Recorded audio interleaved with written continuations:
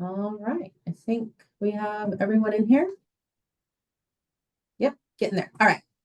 Hello, everyone. Thank you. My name is Adrienne, and I am one of the co-hosts for Events Council. Like I said, thank you for joining us today. We are going to discuss the updates for the new campus activation. Before we get into the meeting, I'd like to first welcome any newcomers to Events Council.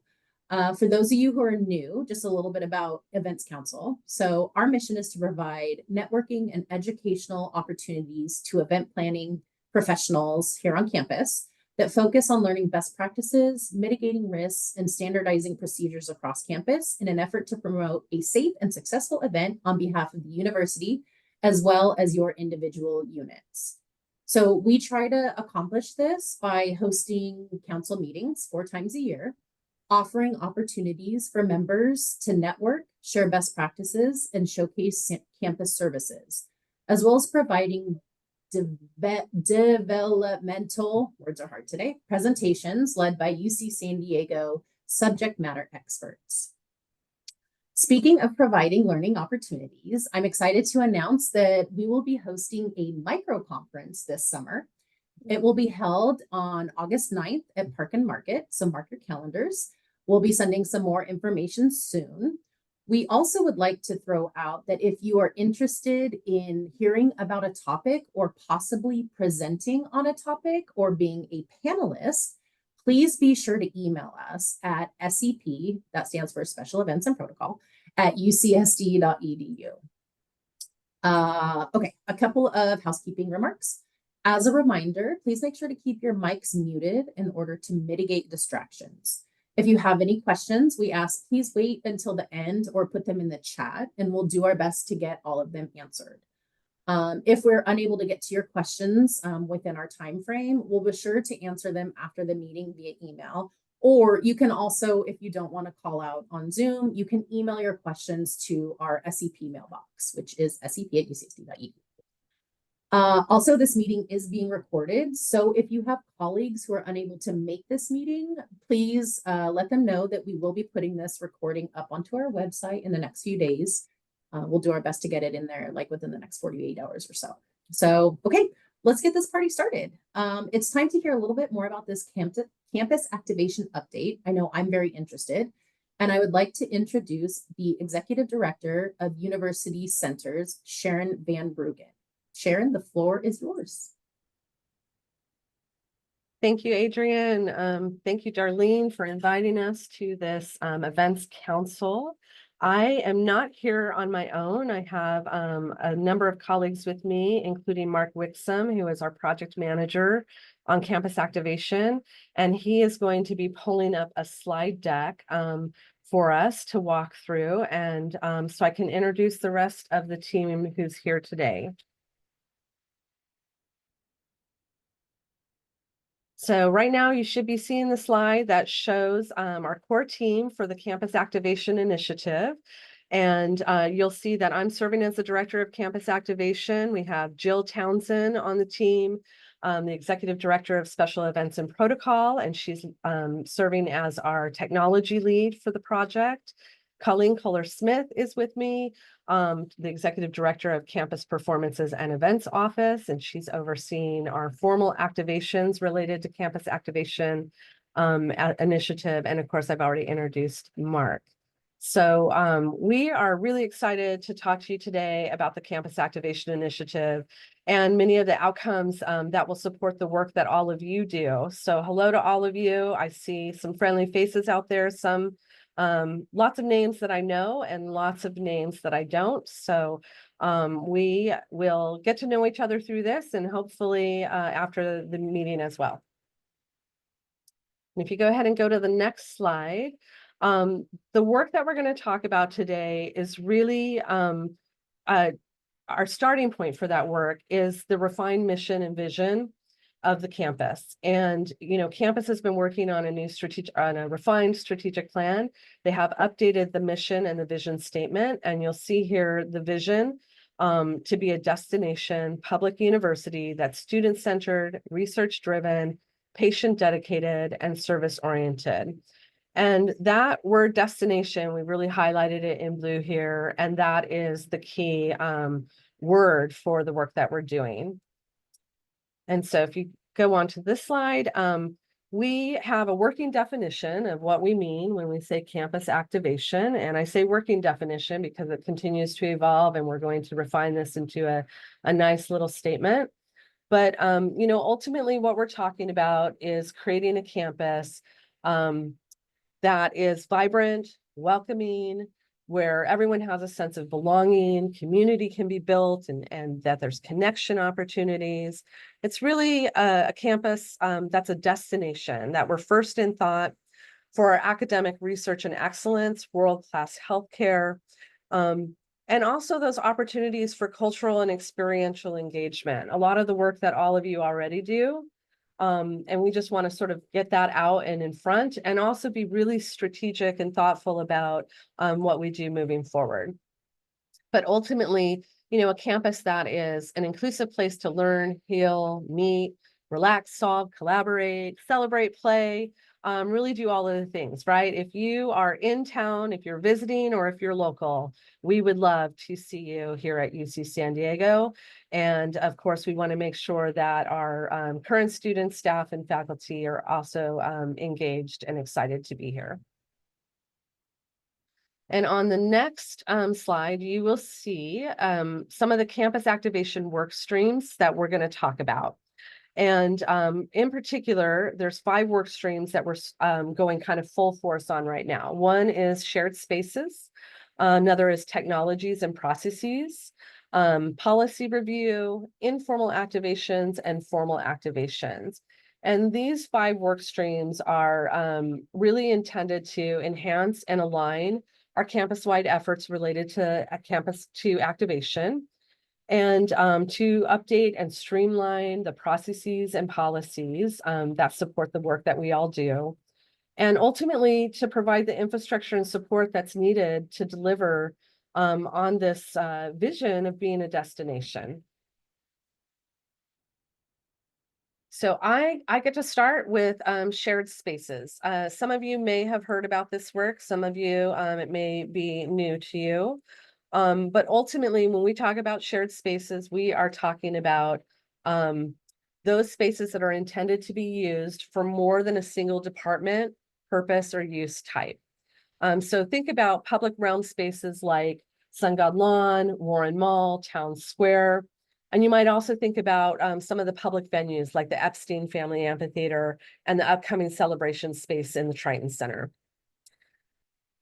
And as part of campus activation, one of our goals really is to create a single point of service model for hosting events and reserving spaces on campus. And ultimately, this will increase access to and use of the shared space, streamline event planning processes so that you don't have to go all over campus to find a venue, that you don't have to make 15 or 16 different calls to try and find the right space and get to the right person. It'll provide professional guidance and support for events and help ensure compliance with campus policies, especially in those spaces that might otherwise not have the infrastructure to support that type of work. And ultimately, it also provides us the opportunity to share with our campus safety teams what's going on campus at any given time, right? This will increase the awareness. Right now, with so many different people managing spaces and events through several different technologies and calendars and systems, it can be difficult for our campus safety teams to know exactly what's happening on campus and where those crowds might be. So this change will help with that. It also helps event planners, all of you, as it'll be easier to find venues and easier to get the support that you need for hosting events. And ultimately, this should be helpful for event goers, those who are looking to attend an event, right? If they have a single place to go and to find information about all the great events that are happening, and it gives us an opportunity to push those events out as well. And so right now we are in what we're calling the shared spaces pilot phase. And so if you go to the next slide, University Centers has been asked to take on this role for campus of bringing in these shared spaces into a common management. And ultimately, and I'm just showcasing right here our website right now. It will continue to evolve, but right now we have a new webpage, reservations.ucsd.edu, where you'll be able to go and find many of the spaces on campus that you might be looking for. And ultimately, we hope that this continues to grow and become more robust and more of a service for you. This past January, we launched the Shared Spaces pilot in partnership with Muir College, who transitioned Sun God Lawn from Muir College responsibility over to University Centers. And if you go to the next slide, you will see the pilot in action, if you will. So I don't have the entire campus map here, in part because it didn't fit on the page, but also because this is kind of the area that we're focused on right now. And what you'll notice here is that the pink boxes and the pink check marks indicate those spaces on campus that have been added to the pilot. And that includes spaces like Sun God Lawn, Warren Mall, a section of Ridge Walk in front of the North Torrey Pines Living Learning Neighborhood, and then some spaces that have been added but aren't necessarily open for general reservations, like Lyman Lane, Rupertus Lane, and the Grove Park area near the Student Center. And I call those out because having this shared spaces pilot and single point of service model gives us the opportunity to bring in spaces that aren't normally reservable, but may have a one-off event, and maybe a Triton Day need, or in the case of the Grove Park, the recent WOW Festival had asked to use unusual spaces. That was one of them. But it gets it into this system so it can get counted as an event. It can be seen and acknowledged as an event for our campus safety officers, and it can ultimately feed into all the other channels, and we make sure that we have the event support the infrastructure to support that event, so that they're compliant in the event and everything that you're doing. We've also added the Epstein Family Amphitheater, the loft, and recreation and athletics facilities, but you'll note that those are included for reporting purposes only. So I don't have all the pink check marks on the map because those are included for reporting purposes. We've merged them with our main report, but management of those spaces, which are unique, specialized, curated spaces for specific needs, continues to be held under Campus Performance and Events Office or Recreation. But they have been added to the pilot in that respect. The orange check marks are a couple of areas with folks that we've been talking to. That includes 8th College, Marshall College, the rest of Ridge Walk, which is over a mile long. And it says connectors and nodes there because we're thinking about, and did I say Library Walk? I meant Ridge Walk if I said library. Ridge Walk is over a mile long. And there are sections that are called nodes, which are kind of more open plazas perhaps, or areas where there might be seating. And then there are sections that we call connectors, which really connect different parts of campus, but are less likely to become a commonly reservable space, right? Those might be more narrow spaces. They might not have the room to support events in those spaces. They might go along classrooms, so they just might not be appropriate for event reservations. But we're dividing out Ridge Walk based on those two sort of definitions of nodes and connectors. The Triton Center, all of those in the orange check marks will be included in the shared spaces pilot as well. They've all sort of agreed to take part in it, but are either under construction or actually mostly under construction, and then Ridge Walk we just have to define.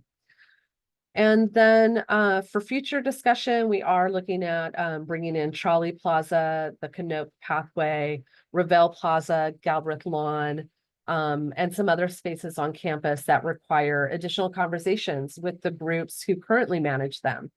As I mentioned, we started this pilot with Muir College. And when we brought Sun God Lawn into the shared spaces fold, we were able to do that while still maintaining the time, place, and manner that Muir College had set up for Sun God Lawn, and also the access that they had for their college events in the lawn. And so that's, these conversations continue to be ongoing. In fact, we just came from one with the health sciences community. So I'm excited to be thinking about some possibilities. And then the last check marks I want to call out there are the turquoise check marks, which really indicate those spaces that University Centers has been managing on behalf of the campus for more than 10 years, probably a couple of decades, including Library Walk, Town Square, Matthews Quad, and the lawns adjacent to Library Walk. So this pilot's giving us the opportunity really to think about how a shared spaces model works. We're continuing to work with the groups and refine how we manage the spaces. They are university spaces. They're not university centers owned spaces, but we are providing the event services support needed to really host a successful event in those spaces. And another key component of this work really is the technology that's needed to support all of these spaces and all of the events that happen on campus. And so with that, I would like to turn it over to Jill Townsend, who's leading our technology work stream. Thanks, Sharon. I am missing a slide. This is not the slide that I expected. So I'm going to go ahead. Is it the next slide by chance? Yeah, Like, can you go? That reordered? No. No, it's missing entirely. Okay, great. Go one more, Mark, if you don't mind. Okay, back it up. I'll just wing it. One more. Thank you. Okay, so I'm just going to say what I was going to have you read. And that is, why are we even talking about enterprise technologies in the first place as part of activation? One of the main reasons is in support of the campus growth and specifically activation and making campus have more of a sense of a destination. I've been here a really long time. When I was a student here in the early 90s, there were somewhere in the neighborhood of 25,000 students on campus. Now we're at 43,000 students. And I have to be honest, I don't think a lot has changed in the technology that we're using to produce events on campus or how we're kind of getting our job done. So it's definitely, the time is ripe to move forward with some new technologies in support of these, the growth of campus.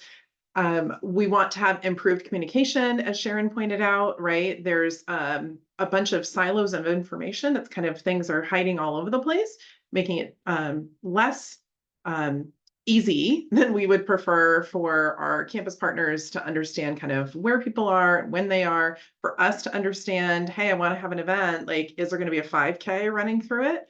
Right? So better access to information for all.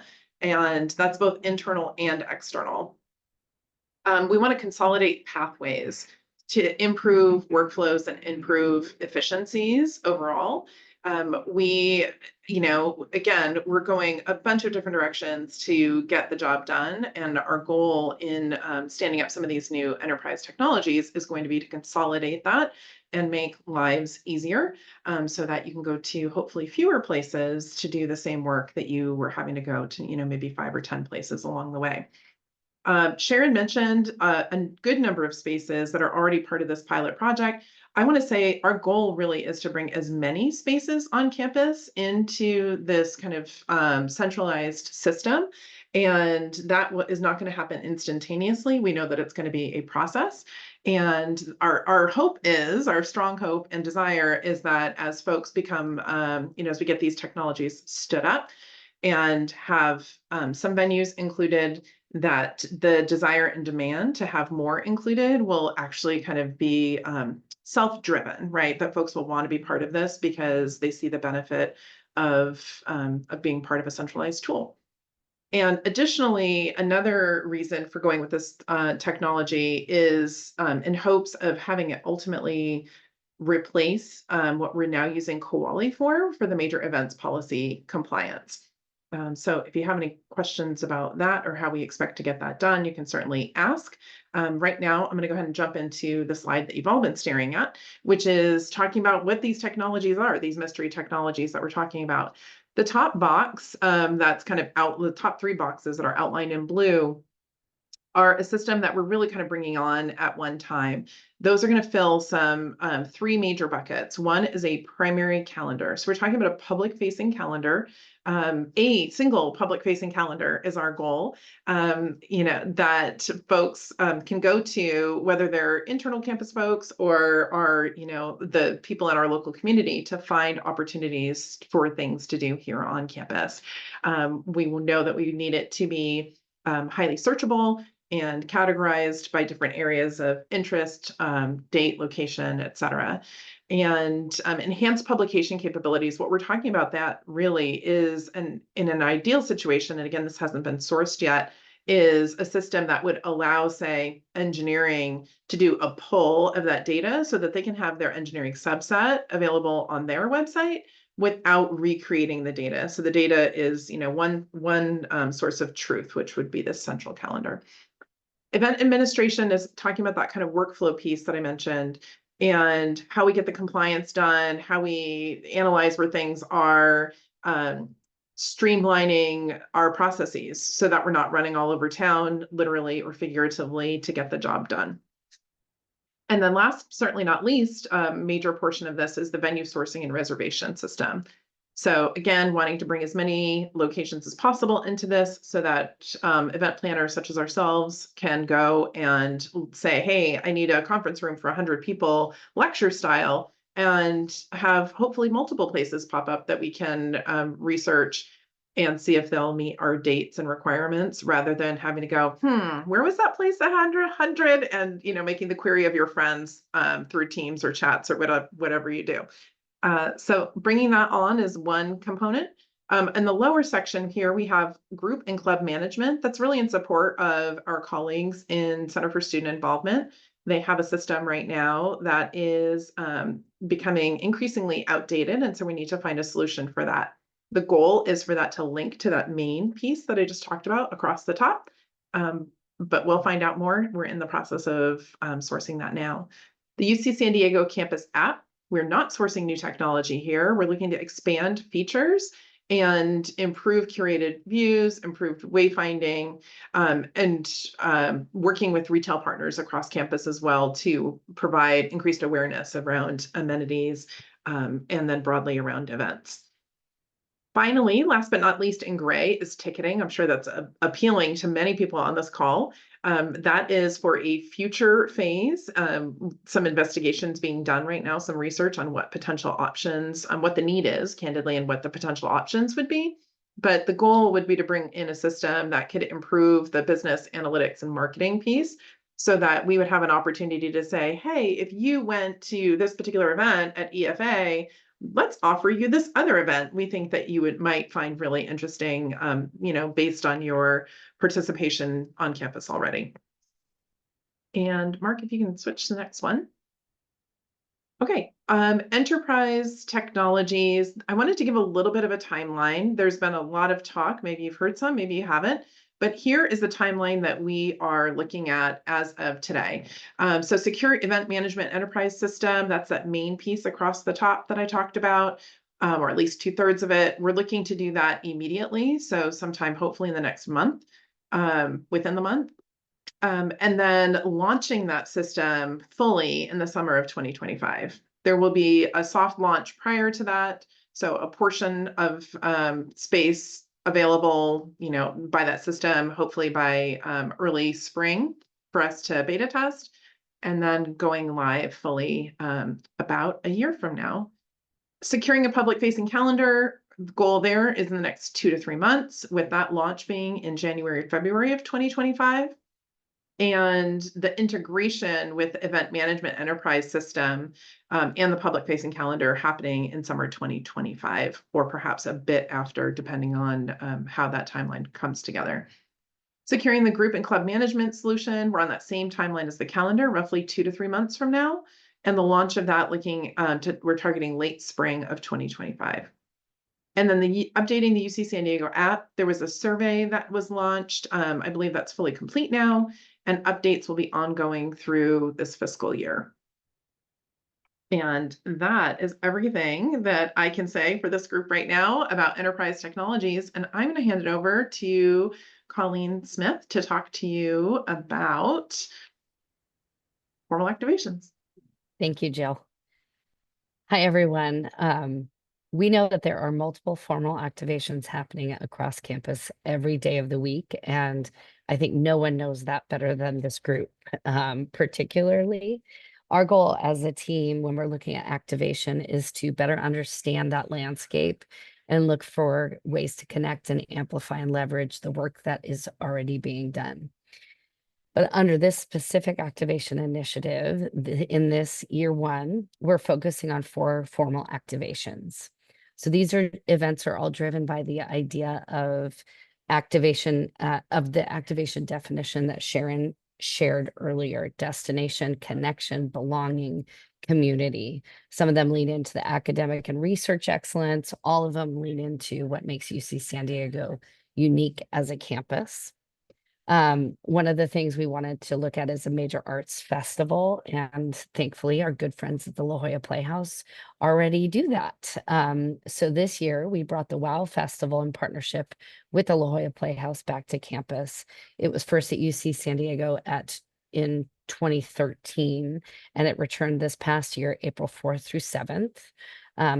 We had events across campus with multiple partners that included faculty, students, alumni, local artists, local nonprofit partners, as well as national and international artists. And this event particularly, we welcomed over 10,000 visitors to campus over those 4 days. So we're looking to bring the WOW Festival back to campus and are in conversations with the La Jolla Playhouse to see what it would take to make it make a home here rather than it going to other venues. It is really in tune with our drive to be innovative and to look at how art can happen in non-traditional spaces. So it's a really nice fit. The second activation that we've completed is the longest table. This year, this happened in week 10. This was a pilot. It was really in response to wanting to do something to bring the community together in a simple way that could allow for some conversation, sharing a meal. And it was in partnership with the Health Promotions Services. I think I got that name wrong. But initially it was scheduled to take place during Mental Health Awareness Month. It happened a little bit after, but it actually was a lovely way to end the quarter. And it was a very simple event in many ways, but very powerful. We lined a library walk with a long table, and leading up to the event, the craft center did workshops where folks could come and create the longest tablecloth by stamping their palms, different stamps that represented peace, community, and belonging. We had over 500 participants come in this first year, and are grateful for the partnership with the HDH to have helped make that happen. The third one is coming up quickly. We wanted to look at ways that we could leverage our unique position as a campus that has both a STEM focus and an incredible arts ecosystem. And so we have the Science of Story experience that we are going to be launching this year. And we just announced, I'm going to put the in the chat, a link to the website. We have multiple packages, and this is a partnership that includes our office, Campus Performance and Events, as well as HDH, Arts and Humanities, Park and Market, the Clark Center for Human Imagination. It leads up and goes through with the week of Comic-Con. We're offering, I'll give you the big package, and then from there it can be different things, but accommodations, we're offering the opportunity for people to stay on campus in our resident halls. That includes daily breakfast and a trolley pass that can get folks to and from Comic-Con. We're offering a Clarion science fiction and fantasy writers workshop. That's a workshop that takes place on campus traditionally. It's a leading workshop that only accepts 16 students a year. We're doing a one-day masterclass with their teachers to open it up to a broader audience, which is very exciting. It includes a morning and afternoon session, a keynote speaker, lunch and dinner. And for people attending that masterclass, they will get VIP seats to the 2 headlining events at the amphitheater, as well as Jaws. Tuesday night, we have a conversation. It's called a Tale of Two Sulus, and it's an evening with George Takei and John Cho, who played Lieutenant Sulu on the Star Trek franchises. They also each wrote a young adult graphic novel that have social justice themes. So that'll be an exciting evening where we're talking about their connection through Star Trek, but also their work in the community and their writing. The next night, we will have the San Diego Symphony back at the amphitheater playing the Star Trek 2009 film live with the film. So we'll have the score played live. That Friday night, we'll have Jaws in partnership with the Birch Aquarium and the Craft Center. And then we also have Park and Market programming. So people staying on campus can go down to Park and Market, and their badge will also get them into that. So we're very excited about the first year's programming. We're going big or going home this year. And we encourage you to check that out. And then in the fall, we're going to be turning the Geisel Library into a disco ball. So between projection mapping and some lighting from inside reflecting out, we're going to throw a big party during Triton Weeks of Welcome to welcome our students to campus, to show them how fun we can be. And that event is coming together very nicely. And I'll have more updates soon on that.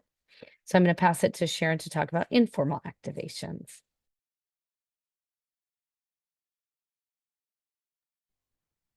Great, thank you, Colleen. So I want to go to all of those and enjoy the WOW Festival and the Longest Table, and can't wait for the next 2. So thank you for sharing. I get to talk about informal activation and the work that we're doing there. And really, when we say informal activation, what we're talking about is placemaking and creating an environment where students and visitors where they can enjoy the campus more spontaneously. They don't need a plan. They don't have to make a reservation or purchase a ticket or stand in line. But students and visitors, our campus community, can just enjoy being here and enjoy what we have.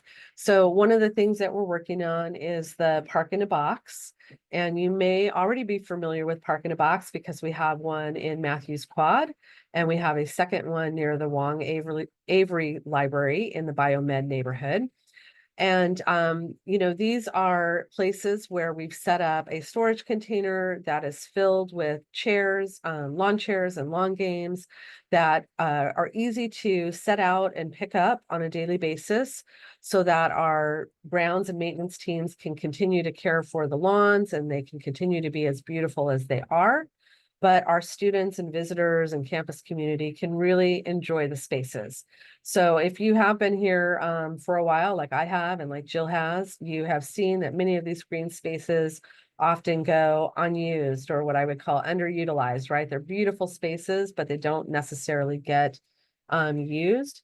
When we added the Park in a Box to Matthews Quad, we really saw this big difference, and now people are out there all the time, sometimes even bringing their own blankets now. And we started to see people use even the Price Center lawns more often, and other spaces on campus where maybe in the past they didn't feel like they necessarily could, but now they are. And I think that's a really important part of both welcoming visitors, but for our campus community who's here all the time and every day, that this feels like their backyard.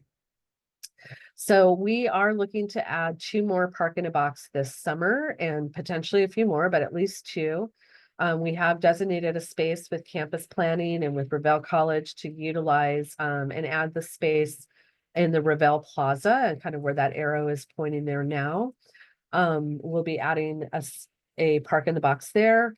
And then we're also exploring the opportunity to place one on the Great Lawn in ERC, or perhaps on the Wedge, which is that in the lower picture, the sort of upper shaded or upper grassy area between ERC and Rady School. There's that kind of wedge shaped area and lawn. That's another place we've been looking at. It's a little bit harder to place the container, so that may not be the right spot. And then we just had a meeting with Health Sciences as well to talk about some of the spaces that they have in that area of campus. So we are looking forward to adding more places for you all to enjoy lunch or to meet more spontaneously with your colleagues, with your friends here on campus, or to bring your families on the weekend and to really enjoy. So that's our informal activation work stream. And then the last work stream that I get to talk with you about is our PPM 510 use of university properties review. And these are policies which you are probably already familiar with, because several sections of this policy relate to the work that you do, including the major events policy, the alcohol policy, and the policy on speech advocacy and the distribution of literature on university grounds. Excuse me. Various sections of the policy 510 are issued by different vice chancellor divisions.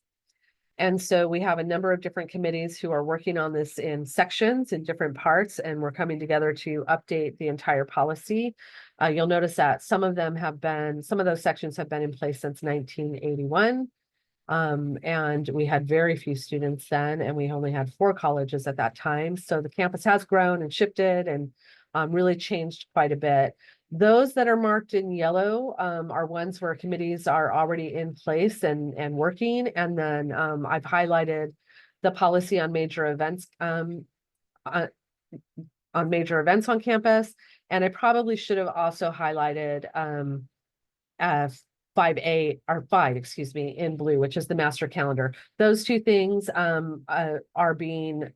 we'll start a committee this summer to look at those and make those updates.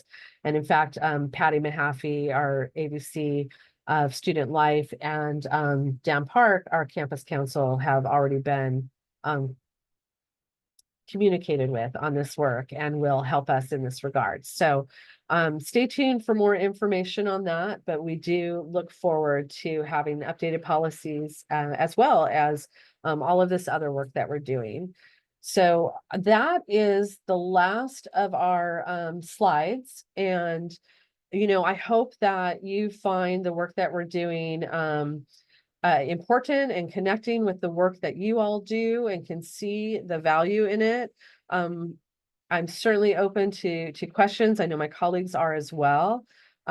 We can share this slide deck, and I can share my information if you have other questions and comments after this meeting.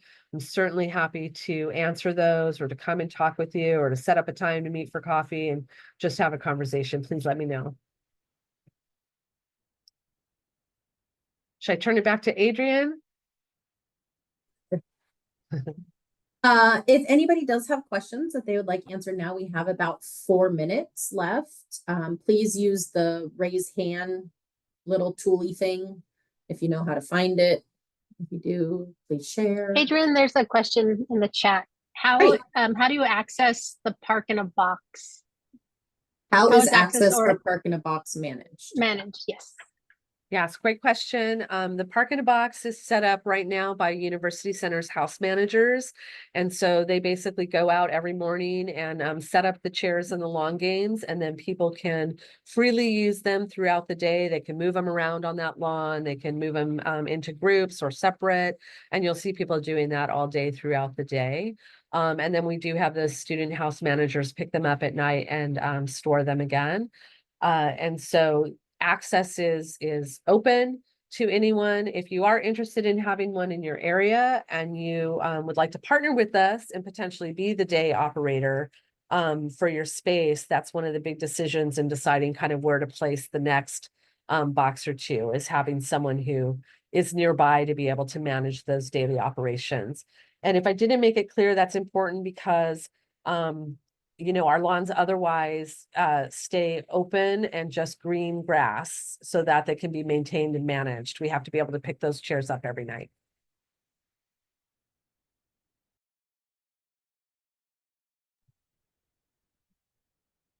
Here's another one. How about on weekends? Can park in a box be used then?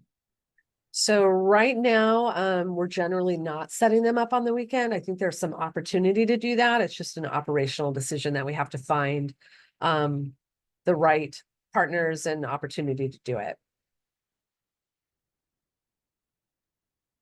And you know, if that's a question about events too, I will say there have been requests to use it for an event, say on the weekend where you want to have something set up. That is something that you could reach out to our reservations team, reservations.ucsd.edu, and we would be happy to explore that as an option when you're having your events or your colleagues come to campus. I know we like to utilize it during Triton Day, so that was really exciting. Anybody else? Questions? Comments? Compliments? We like those too. All right. Well, again, thank you, Sharon. Thank you, Mark. Thank you, Colleen. Thank you, Jill, for hopping on. I know this was informative for me. I really wasn't sure where we were at, so I'm really excited. Also, on behalf of my co-chair, Darlene, and myself, we want to thank you all for attending, and we look forward to seeing you guys soon. Thank you.